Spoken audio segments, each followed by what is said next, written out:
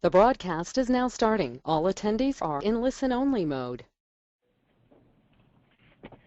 Welcome to our webinar, Changes to FCC and IC Certification Programs. Thank you for joining us. This webinar is being given by MET Laboratories. MET is a leader in the testing of electrical and electronic equipment for environmental hardiness, product safety, and electromagnetic compatibility. MET operates world-class labs in Baltimore, Maryland, Santa Clara and Union City, California, Austin, Texas, and also runs operations in China, Taiwan, and Korea. This webinar will run 30 to 45 minutes with an additional 15 minutes for questions and answers. Due to the number of registrants, all attendees will have their phones muted. If you have a question, please type it in the questions area of your GoToWebinar control panel. We will attempt to answer all questions at the end. Just a quick note on some other upcoming events. We're hosting an IEC 62368 webinar and a Global Market Access webinar. You can go online to metlabs.com for more information and to register. Today's webinar is being presented by Jason Allnut. Jason is one of MET's TCB reviewers and a test engineer in our wireless lab. At this point, I will hand over the presentation to Jason. Good afternoon, everybody, and good morning to those of us who are on the West Coast. My name is Jason Allnut.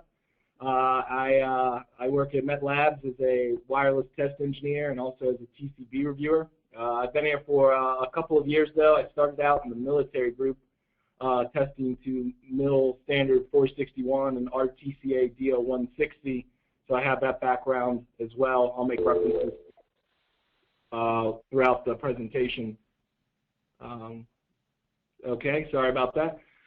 So this presentation was originally developed for a seminar we had back here at our Baltimore location a couple months ago. I've since then just been recycling pretty much the same presentation. Last week, though, however, the TCB conference in Baltimore, Maryland was held, and I got a chance to go to that, as I always do. And I have a few notes to add to sort of update these slides and you know, just bring forth some more information to the group and everybody who's on the line. I understand that some people on the line also were at the TCB conference, so hopefully maybe this just brings up some of the same things you've already heard and makes the more important things more obvious. So with that, we'll go ahead and get started. I put a timeline in here, and I'm not sure if you're able to click the slideshow yourself, or I guess not, I'm being told. Sorry about that. But this is a timeline of some of the things we're going to go over. These are some of the things over the last year that I found more important to bring up in regards to the FCC and the IC, the one IC reference that I have in there, as you can see. Most of our information is going to come out of this docket number 1344, which was released last year as a notice and then was published in the Federal Register around June, making it, you know, official. We'll spend quite a few slides on that. Also have a slide on Industry Canada's RSS 247. We'll go over what that is and how that's sort of changed the game a little bit. And these last two FCC dockets, 1349 and 15170, the one order is something that has to do with the UNII bands, and I'm sure most people will find that very interesting. And then the notice is kind of funny. At the TCB conference, one of the FCC presenters gave a pretty similar presentation on this exact docket. And these are things that the FCC is considering, things to maybe look for that are coming down the pipeline, things to consider if you have projects that are a year or 2 years out and you want to sort of game plan, you know, what you need to do for equipment authorization. There's some things in there to consider. So with that, go ahead and continue. I wanted to go over first, and remember I made this presentation for a seminar we had here, and we had manufacturers as well as other test labs and people who had different varying levels of knowledge of the situation. So I put in these next 3 slides, this one included, to sort of go over what the equipment authorization process entails and what the different categories are. So the first category is certification. It's what I'm most familiar with as a TCB reviewer and as a wireless test engineer. This is your most rigorous type of equipment authorization.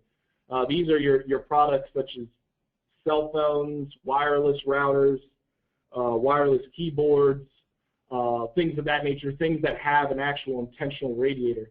The FCC has deemed these products as having the most potential for harmful interference for other products that are out there, obviously.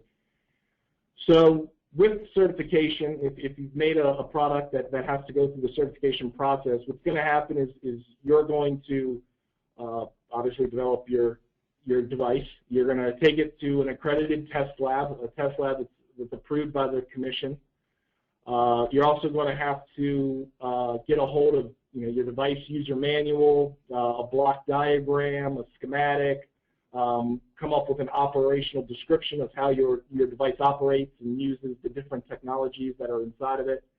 And you're going to have to present all of these to a TCB, and I put in there or a commission, but we'll talk about that a little bit later, but to a TCB reviewer, and they're going to have to go through all these different exhibits and tell you what you're missing, what you need to do next, or you've done everything correct, great job, and then they'll issue your grant to sell in the United States from there.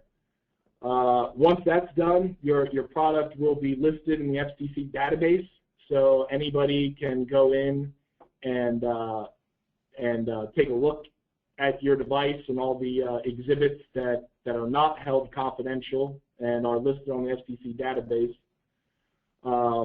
And with that, you'll also be, and I didn't put this in here, but we'll talk about it a little bit later, you'll also have the potential for post-market surveillance. So within the next year, if a TCB decides for whatever criteria that post-market surveillance needs to be done on your product, you will have the potential for that. We'll talk about that more later on, so let me continue. Declaration of conformity. I think we've all seen this FCC logo before. It's pretty familiar. The difference here with declaration of conformity as opposed to certification is that this is more of a customer-based equipment authorization. You are going to do all the steps necessary to certify your product. Take it to an accredited test lab, check the rule parts and make sure you've done everything correctly. You obviously have to put this FCC logo on your device, but at that point you can sell in the United States. There's no TCB review, there's no listing in an FCC database that needs to be done from there. So this is pretty typical. I put in a couple examples down there: computer peripherals, microwave ovens, RF light bulbs. These are things that maybe have an RF characteristic, spurious emissions characteristic, but maybe don't have a fundamental frequency that they're transmitting on. So there's that. Next is verification. This is the least rigorous of the three. This is basically a step down from the declaration of conformity, where you have to somehow verify that your product meets whatever requirements that it's being tested to. It doesn't necessarily have to be done in an accredited lab. It could be done at your in-house lab if you're a manufacturer, or if you have some other capabilities of testing. There's also some room for doing simulation on this, which other people more qualified than I can talk more about. I don't have a lot of experience with the verification process. But yeah, this is the least rigorous. Doesn't contain an FCC logo. It doesn't get printed in any FCC database. So those are the three different types of equipment authorizations. You can look them up on the FCC database as you like. Rule Part 15.101 is a good place. You get a nice little table that tells you what types of products you need to have either a declaration of conformity or a verification will do, or if they need to be certified. So I suggest everybody to look up Rule Part 15.101. We'll go ahead and continue. I'll say this again. I know I've said it twice already, but when I gave this seminar the first time, it was in a room with people who had been sitting in there most of the day, and I decided to throw in some pictures to try and lighten the mood. This is one of those disguised cell phone towers that you'll see in urban areas. You can see clearly looks like a cell phone tower, but then it's got branches hanging off of it. I think they're hysterical to look at, and you know, I hope you appreciate it too. FCC docket number 1344. This is a report and order, so this is stuff that the FCC has changed. They have made federal regulation. Some of it won't really affect manufacturers so much, but it will add a level of comfort to people who are going through the certification process, and you know, you feel more comfortable with using TCBs and how the program is going. So I'm going to go through these changes and you know. So some TCB updates. It's up until, I guess, the last year, the FCC still did a large amount of certifications on different products, but that is now going to change. The FCC is no longer going to certify equipment. It's all going to be done by TCB. So when you have a product and it goes through testing and you want to get an FCC grant, no longer will the FCC accept those applications. It will now have to go through a TCB. 1 second, please.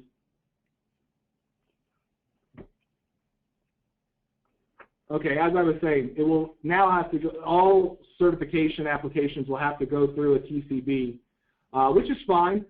They've been doing about 98% of the market already, and so it's not going to be that big of a difference. But for those of you who don't have any experience with the TCB yet, obviously that's going to change very soon.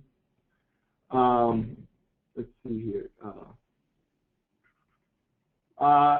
At the TCB conference, they had a nice little graph that I wasn't able to put into this presentation, but the expectation for the end of 2015 is to have 24,000 devices certified in the United States, which is a big number. I believe the TCB program started in 2000, and around that time it was sub 5,000. So the market has grown a lot, and we're expecting a lot of applications, the next coming years that TCBs will have to be responsible for certifying.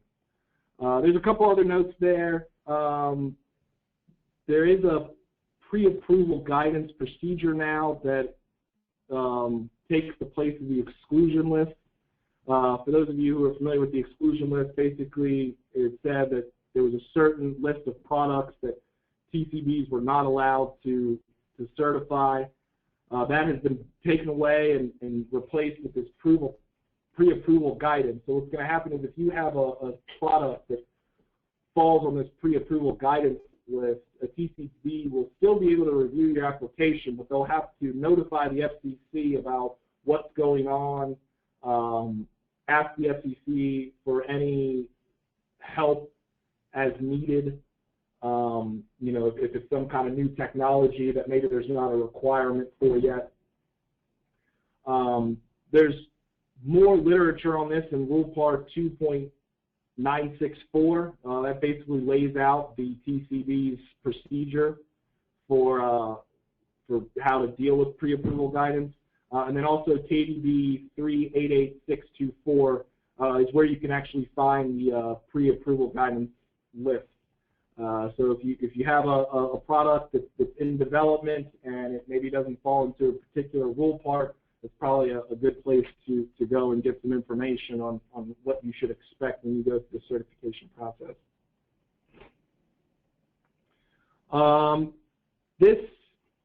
This isn't too much to be concerned about, but TCBs will now document all information relevant to processing of an application for certification through the Equipment Authorization portal.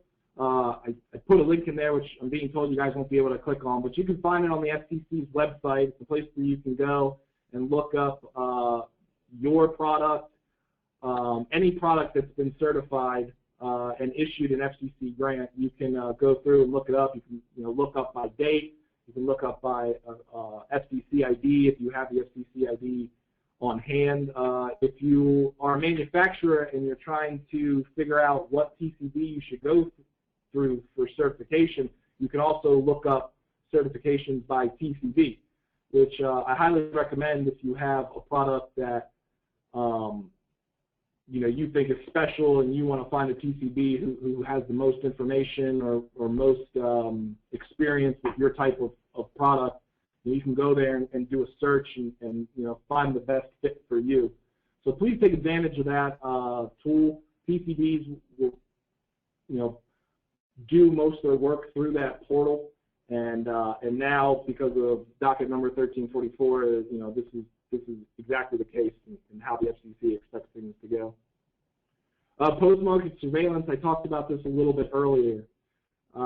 Basically, when you get certified for a product, you open the door, and there's no way around it. It's absolutely what happens. But you open the door to possibly having your device being tested again after it's been on the market to ensure that the testing lab did things properly, that the TCB did things properly, and that the manufacturer is selling exactly what they got certified. This 5% number, it's 5% of what the TCB has certified. So NetLabs is a TCB. If we certify 100 products in the year 2015, 5 of those products will need to be gone through post-market surveillance. So we'll call the manufacturer, we'll set up a way of getting a product off the shelf or from a retailer, bring it into our lab, and we'll test it, not the full spectrum of testing, but a condensed set of tests to verify that yes, this product is meeting the requirements that it was certified for and is being sold properly. Section 2.962 will now mandate these requirements that were found in the KDB. Basically, this docket is cleaning up a lot of what was found in KDBs and putting it into rule parts. For those of you who are familiar with those other rule parts, 936, 943, 945, 946, 956, those are being consolidated into 2.1076, or excuse me, 2.945, and I suggest if you have time, maybe go through and read that and familiarize yourself with the post-market surveillance procedure. This shouldn't scare any manufacturers, though. This is to ensure that the program is working correctly. Nobody's out to get anybody with this requirement. And if a TCB finds that something is wrong, a grantee can challenge the findings of a TCB. The final arbiter will be the FCC, though. So there is room for discussion. It's not just something went wrong, so here's a fix for it that the manufacturer has to do. There is room for discussion.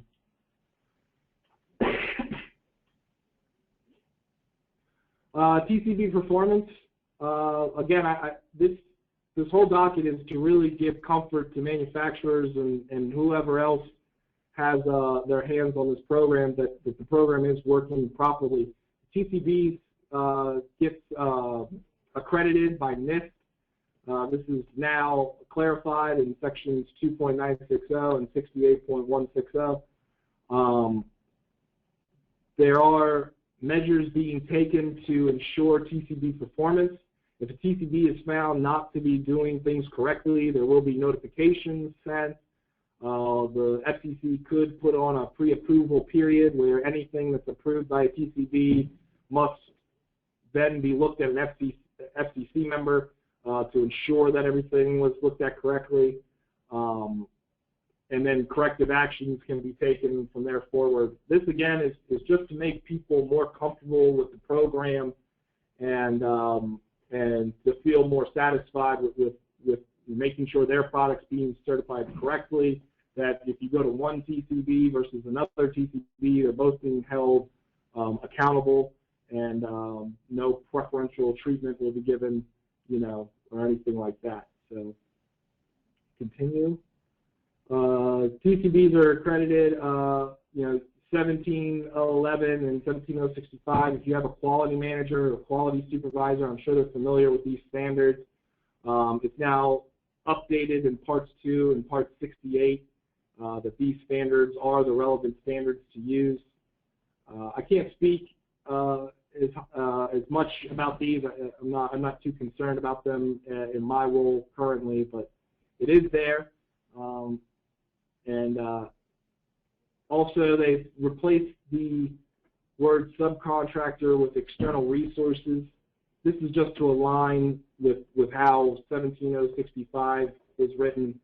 I find these things kind of silly because they put big emphasis on them, but there really isn't big change. This shouldn't really affect anyone too much. I guess if it helps connect the dots for somebody down the road, though, that, you know, I'm all for it.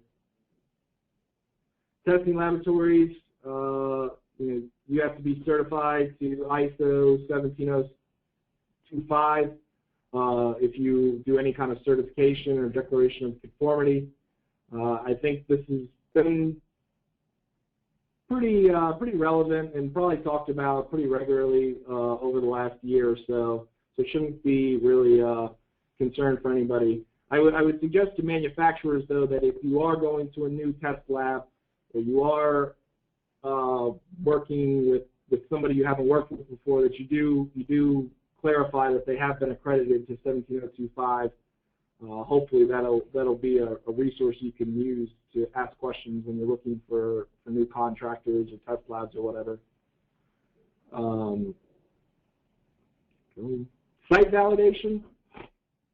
I put this slide out of place, unfortunately, but the FCC now uses ANSI C63.4 2014 and C63.10 2013.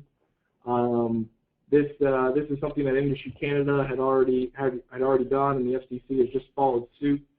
But if you're doing radiated emissions at a test site above 1 gigahertz, you now have to do the site validation VISWAR test.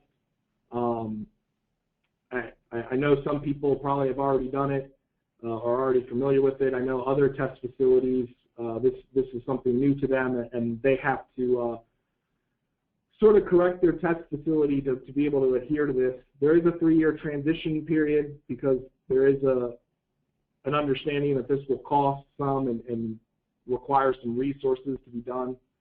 So there is a 3-year transition, but it is something to be looking for. Like I said, if you have a device or a program that's 1 or 2 years down the road, this is something that you should be looking for and being concerned about. Okay, are we going to a test lab that has done the site validation test for above 1 gigahertz? Something good to know and something to look out for. This isn't required for licensed devices, though. Licensed devices are in a little bit different category.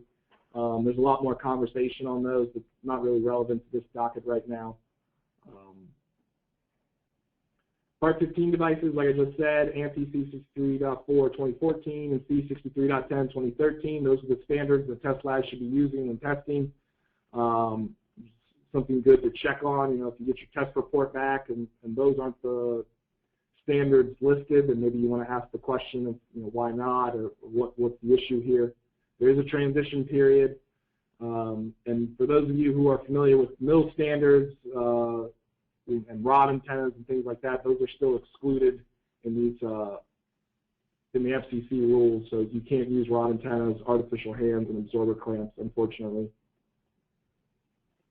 Other changes, this was you know, a little footnote, not a footnote, but a note at the end of the docket. It's not completely relevant, but Chief OET delegated authority to engage in rulemaking action to modify Part 2, 5, 15, and 18. Excuse me. The FCC wants to do a better job of making changes when they're necessary, so they've delegated the Chief OET to be able to make those changes to parts 2, 5, 15, and 18, as long as they're not, you know, earth-shattering changes, but, you know, fixes or small, you know, change a word or something like that. It would be easier to be done now with this delegation. And there also is amended in 2.1033 requirement on more detailed photos and diagrams of all required tests applicable for certification. Most people do this. Most people take pretty good pictures and diagrams, but for those labs that you know, still were doing the bare minimum, there's now amendments to ensure that the most detailed photos and diagrams that a test lab can put together for certification is being done. So please keep that in mind whenever you're going through the testing process. As I tell the test engineers I work with, you know, more pictures never hurt anybody. So, you know, take as many pictures as you can and try to make them as detailed and as accurate for the certification process as possible. Here's another picture I put in. This is frequency allocation. I believe probably most people have seen this. You can find it on the FCC website, but it breaks down the spectrum and what's allocated where and to who and all these little bits and pieces. I find it a pretty interesting graphic. I enjoy when I come across it. But docket number 1349, this came out in June, or excuse me, it didn't come out in June. It came out prior to June, I believe. It's up in the timeline if somebody wants to fact check me. But due to some petitioners and some information the FCC got, they pushed back the UNII transition period from June 2nd to December 2nd. It really boiled down to this UNII-3 band, 5725 to 5825, which, if you're familiar with the UNII-3 band, it's 5725 to 5850 now. Well, basically, some petitioners said that, you know, there's no reason why we shouldn't be able to, or they want this transition reconsidered to be able to certify UNII-3 band devices as 15.247 DPS devices. The only way it really affects manufacturers is that if you were feeling obligated to test to UNII-3, you can still test to 15.247 if your device operates in that band until December 2nd, when the FCC is going to basically either extend this transition period or come up with a final order on you know, updates to this transition. So yeah, just something interesting, something that a lot of the TCBs by surprise. This June 2nd date had been harped on for a long time, and then, you know, last second it was moved back to December 2nd, which I realize now is coming up pretty quickly. Here's another fun picture, an old cell phone that I used to have. I'm sure a lot of people did. Those things were as solid as a rock because they're kind of fun to remember. Docket number 15170 says this was a not a report and order, but a public notice. These are things that the FCC is working on currently that they want to make you aware of, and they want you, they're asking for questions on and comments from the industry. This first one here I found most interesting. It's combining the Declaration of Conformity and Verification Equipment Authorization into one singular equipment authorization called Supplier's Declaration of Conformity. From the back information that I got on this, this was apparently suggested in like 98 or something like that, but at the time the technology wasn't in a place where this could be done, and the Declaration of Conformity and Verification was thought to be a better procedure. But now they're revisiting it, and they want to combine those two things. So the requirements that they're putting on it is that you will not be required to go to an accredited lab. However, you will be required to do some sort of testing. So no longer will you be able to simulate testing or use some other means, as you can see in that third bullet point, take necessary steps. That no longer will be the case. You will have to do some sort of testing. Doesn't necessarily have to be done in an accredited lab. Also, there's no specific logo. The FCC basically is waiting to hear more justification on if they need to use a logo or not. But right now they're suggesting that no logo be required on a device that would be supplier's declaration of conformity. This would apply to all the things listed in 15.101.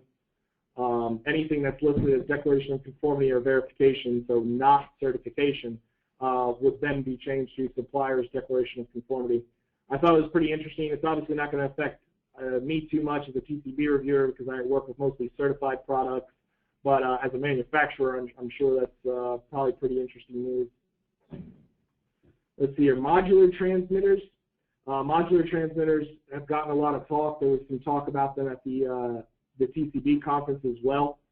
What they want to do is they want to take the requirements for modular transmitters out of Part 15 and move it to Part 2. The reason for that is Part 2 is a more general rule part section, and Part 15 is for unintentional and intentional radiators, unlicensed.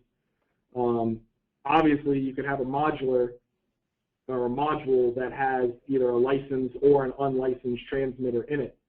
So by taking those requirements out of Part 15 and putting it in Part 2, it makes those rules more general and more obvious to somebody who's trying to create a licensed transmitter, modular transmitter.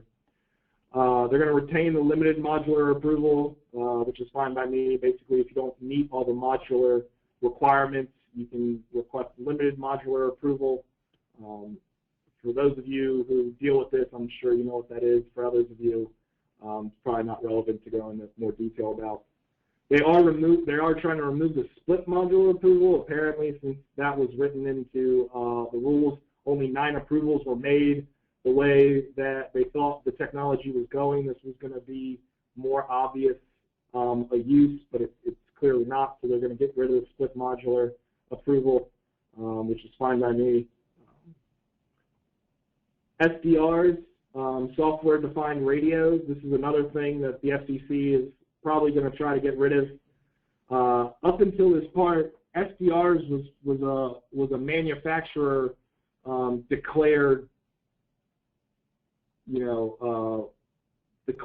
declaration, basically saying, yes, this product that I have made is a software-defined radio, and then, because of that, you would be required to meet the SDR requirements. But unfortunately, with how the technology has moved, or not unfortunately, I guess more fortunately, it's not really necessary. A lot of these products now use some kind of software-defined parameters, and rather than making this a declaration by the customer, they're just going to make all radios meet the requirements of software-defined parameters. Basically, just saying, if you're familiar with the Uni2 or your Uni devices, you probably already know this, but you've locked down the settings for your device once it's sold, that end users won't be able to change the output power or the operating frequency, that you've taken necessary steps to ensure that only the manufacturer or installer has manipulation over those parameters, so on and so forth. Yep. Changes to certified equipment. If you've made any kind of changes to your certified equipment, such as, not such as, but permissive changes, they want to try to clean that up, mainly because Class 3 permissive changes, which had to do with SDRs, if they're going to get rid of SDRs classification, then there's no reason for it. So they've come up with this 2-tier category, products that do not require an FCC ID change. So those are your things that, Class 1 permissive change or a Class 2 permissive change. And then things that do require an FCC ID change, which would basically just be a new product. You've made a product, you've made changes to it, but it requires a new FCC ID, so it's going to go through the entire certification process again, get reviewed by a TCB, a new FCC ID and everything. So we've made some corrections to that. You can read more about it in the docket. They are taking comments on this, so maybe not necessarily going to happen, this change, but we'll see. There were some suggestions on imported equipment. Require all applications to include contact information of a party located within the U.S. that is responsible for compliance. This is very similar to what Industry Canada already does. If you are a manufacturer outside of the United States but you want to sell inside the United States, you have to get some party in the United States to be a representative. That way, if something is found to be irregular with your device, there will be somebody to contact within the United States. So, you know, like I said, those of you who are familiar with Industry Canada's rules, this really isn't anything new. Confidentiality. Originally, the confidentiality rules were spelled out in a notice. I didn't realize that. My TCB administrator helped me figure this out. But they want to try to clean this up, and basically what's happening is a lot of you manufacturers are pretty much giving me the same confidentiality letter. You know, please hold my schematic, block diagrams, operational description, and bill of material, you know, confidential. It's pretty much the same thing. So the FCC is looking at this and suggesting that maybe they just hold these things confidential from the get-go. No reason to keep recycling the same letter. Also, for short-term confidentiality, making it more standard, the time period, you know, you first request short-term confidentiality for 45 days, and then you can extend it, you know, all the way up to 180. They are taking questions, you know, is 180 days enough days? Should it be more? Should it be less? Should it be 180 just from the beginning? Other interesting stuff coming. Measurement procedures. Any test labs who are on the line, I'm not sure if there are, but if you're doing testing to parts 2, 15, or 18, you probably reference a lot of KDBs. The FCC wants to update the rule parts to reference those KDBs that are most relevant, especially the ones when it comes to measurement procedures and things like that. So they're looking into somehow doing that. There's also consideration being made for ANSI C63.26, which has to do with licensed transmitters. I'm not sure the status of this myself. I believe some people have access to it, and ANSI is still working on ironing out the details of this, but the FCC is already hot on its tails to sort of make something of this and you know, get it published in a KDB as a reference standard for licensed transmitters. Another fun graphic I found. I've actually shown this to a lot of teenagers when I try to explain my job. It doesn't entirely help too much, but it's something fun to look at, I guess. IC RSS 247. This came out earlier this year, I believe in the summertime. Basically, what this was IC's response to you know, 15.247 and 15.407, which they already had as RSS 210 Annex 8 and Annex 9, but they wanted to combine it into one concise publication, you know, because they go so hand in hand, the two requirements. So these are your DTS devices, your frequency hoppers, and your LE LAN devices. That's what Industry Canada calls them. If you're familiar with the FCC stuff, they call it UNII Bands. Pretty much what they've done is they've taken Annex 8, Annex 9, put them into this standard. They did open up the Uni3 frequency band from 5725 to 5825, which is what it used to be in Annex 9. It's now 5725 to 5850. This aligns more with what the FCC has done. For any of you all who have certified a Uni device that operates in the Uni3 band, I know this was an issue because, you know, basically in the United States you got 25 extra megahertz of spectrum that you didn't get in Industry Canada, and it made testing kind of an issue. Unfortunately, Uni1 is still an indoor operation only band. I think there was some confusion that was going to be opened up to an outdoor operation as well, like the FCC is, but unfortunately it's not. So, see what else. This is the end of my slides. I do have a couple extra notes, though, if you guys care to hear them. There's no way to know if you don't, so I'm just going to go ahead and tell them.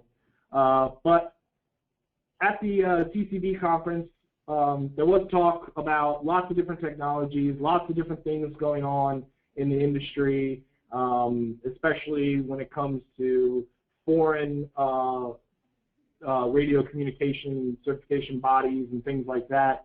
But I narrowed it down to two things that I thought were interesting that people on the line will probably find the most important. One, the FCC is considering and looking into opening up more of the UNII spectrum. The area in between UNII and UNII that 50, or excuse me, I'm sorry, between UNII-2A and UNII-2C, that 5350 megahertz to 5470 megahertz, and then another 75 megahertz at the end of UNI3, 5850 to 5925. The FCC has put into consideration, opening these bands for operation. Unfortunately, they do have some obstacles as far as sharing the spectrum with federal ships and satellites, and then also in that 5850 to 5925, there is a dedicated short-range communication for vehicles operation that happens there. But in a year or two, this might be something that the FCC is writing into the rules and something to kind of get excited about. This would open up almost 200 megahertz of space in the UNII band. So they did tell us that the FCC was considering making changes such as that. The other big topic at the TCB conference was wireless power transfer, which I'm sure a lot of people are familiar with, especially if you have one of those Samsung S6 cell phones. This is, essentially using inductive or resonant coupling technology to charge your cell phone or tablet or whatever device. There's two sort of competing standard committees, the Wireless Power Consortium and the Alliance for Wireless Power. They're both sort of working on their own standards for this, and the FCC is trying to take into consideration what's going on there and come up with KDBs and what standards should be used. Right now, though, for the most part, if you're operating in that 110 to 205 kilohertz, which is what the Samsung, the Qi technology is using, it's being certified as a 15C device, and then with the 6.78 megahertz devices, that's being certified as a Part 18 ISM device, and that's really where the conversation picks up. Is this power transfer to do work? Or is this power transfer also incorporating some sort of communication, right? Because Part 15C is radio equipment. Its primary function is communication. Part 18 is more power transfer, for the business of work, getting something done. So that's where the FCC is sort of considering things. Obviously, both of these rule parts are open, or not open, but must adhere to the RF exposure considerations. This is difficult now because you're talking about doing SAR testing, trying to transfer power, so it's going to be a lot of power in different positions. If you're trying to transfer power from a chair to your cell phone in your back pocket, who's doing SAR in that position yet? So some things to think about, some things to consider, some things that you can totally get more involved in and learn more about. I hope I've opened some of your eyes to some of the things that are coming and changing, and that's really all this was supposed to be. If you have questions, I see we have some here. I'm going to try to answer a couple of them, but you can also email us or call us. Can you make this bigger?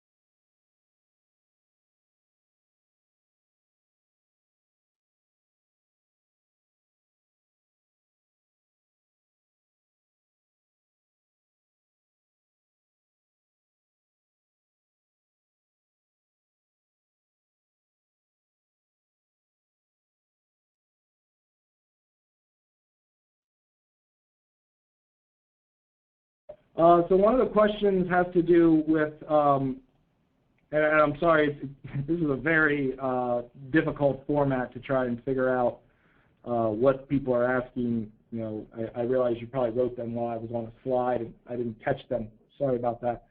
But you know, when I was talking about the old rules versus the new rules, what this is going to affect is if you already have a product that's been certified, you're fine. The change was coming that any products that were going to be tested from June 2nd, 2015 on that operated in that 5.8 gigahertz frequency range needed to be tested to the 15.407 rules, right? Only if you operate in the 5.8. If you have a 2.4 gigahertz device, this obviously doesn't affect you. You're still going to be a 15.247 requirement.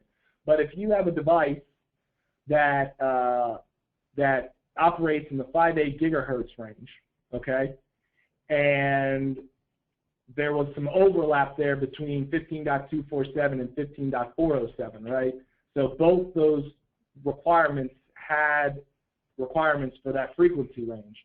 And basically what it was saying was that as of June 2nd, 2015, no longer could you test to the 15.247. You had to test the 15.407. So the FCC has gone ahead, delayed that to December so that they could reconsider what these petitioners have brought forth. Really shouldn't affect a lot of people. It should really only affect the people who maybe were about to start testing as of June, or in that time period between June and December, and you know they really wanted to certify under 15.247, but you know we're being required to certify under 15.407. So yeah, that's how it goes.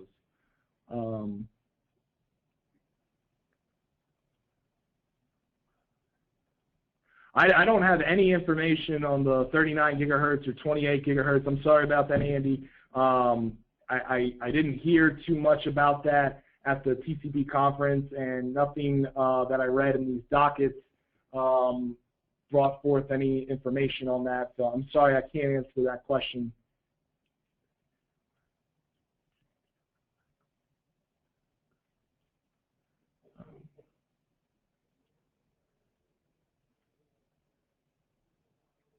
Yeah, so I'm not sure I'm able to answer too many of these other questions, unfortunately. But like I said, if you want to email, please feel free to do that, and I can you know, sit down and take some better thought and try to answer, or get somebody else who maybe has a better answer for you. Thank you so much for being present today, though. I know I went over the time period a little bit. I'm sorry about that. I had a lot of good things to say. But yeah, I really appreciate you guys listening in. I hope I've opened some people's eyes and made some people more aware of some different things. You know, I appreciate everything. So thank you so much. So as Jason said, if you have additional unanswered questions, feel free to contact us via phone or email, and we will answer those as we can. Tomorrow we will send a follow-up email that will include a link to this presentation. That concludes our webinar. Thank you for joining us today.